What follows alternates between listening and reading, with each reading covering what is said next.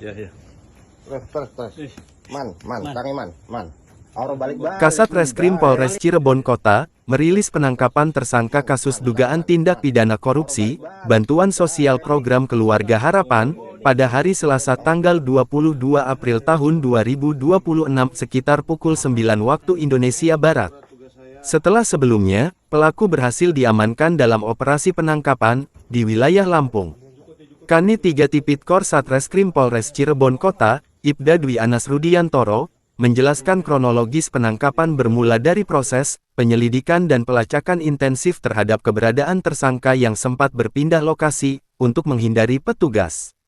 Tim kemudian bergerak menuju wilayah Kota Agung, Kabupaten Tanggamus, Provinsi Lampung pada Jumat tanggal 17 April tahun 2026 melakukan pemetaan dan pengamatan di sekitar lokasi yang diduga menjadi tempat persembunyian tersangka, hingga akhirnya pada Sabtu tanggal 18 April tahun 2026 sekitar pukul 2.30 waktu Indonesia Barat, tersangka berhasil diamankan saat sedang tertidur di sebuah rumah warga di Desa Pasar Madang.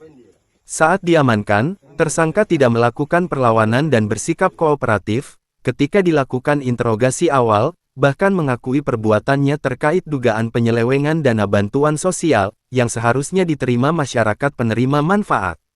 Kasat Reskrim Polres Cirebon Kota AKP Adam Gana, SH, SIK, MC, menjelaskan bahwa tersangka diduga melakukan manipulasi dokumen penyaluran bantuan sosial dengan cara mengubah nominal pada surat pemberitahuan, sehingga jumlah yang diterima masyarakat menjadi lebih kecil dari yang seharusnya.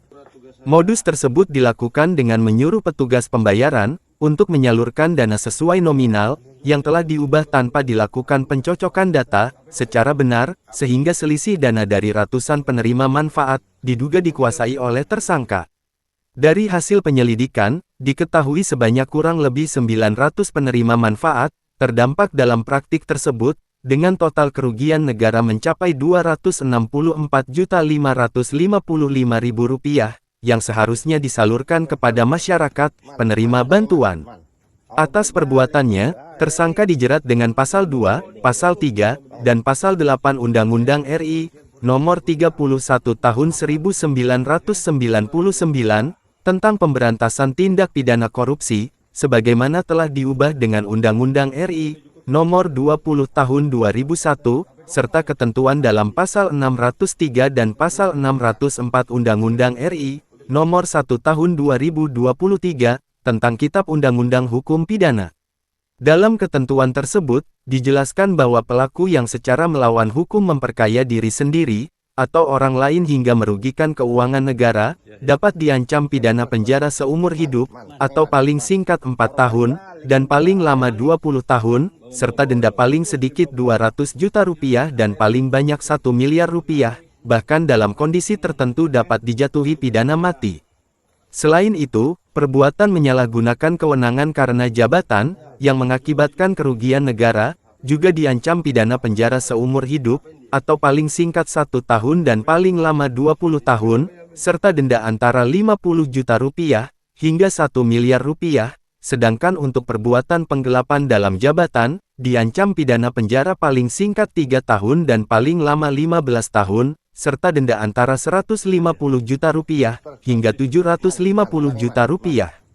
Langkah selanjutnya, penyidik akan melakukan pemeriksaan lanjutan terhadap tersangka, melakukan penahanan, serta berkoordinasi dengan jaksa penuntut umum untuk proses hukum lebih lanjut hingga tahap pelimpahan berkas perkara. Sementara itu, Kasih Humas Polres Cirebon Kota AKP M. Aris Hermanto menegaskan bahwa kepolisian akan terus berkomitmen memberantas tindak pidana korupsi yang merugikan masyarakat, serta mengimbau kepada warga untuk aktif melaporkan setiap dugaan pelanggaran hukum melalui layanan Polisi 110 agar dapat segera ditindaklanjuti secara cepat, tepat, dan profesional. Terus. Tangi man. Orang balik-balik balik. Terima kasih telah menonton video berita YouTube www.bidikriminalnews.co.id.